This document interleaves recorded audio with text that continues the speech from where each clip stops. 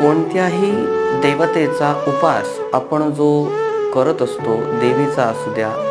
शंकराचा असू द्या किंवा हा जो काही इतर ज्या देवता आहेत त्या सर्व देवांचा उपवास आपण जो करत असतो, उपास करत असतो, तर तो नेमका कसा करावा? तर आपल्याला सांगितलेलं आहे शास्त्रामध्ये की उपवास हा मनाची धारणा आहे.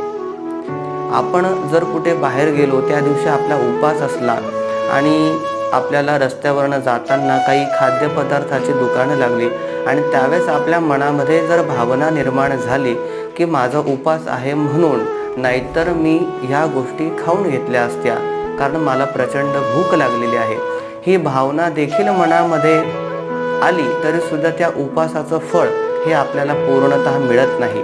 त्यामुळे आपली भावना जी आहे मनातली ती पहिले दृढ करावी, नंतर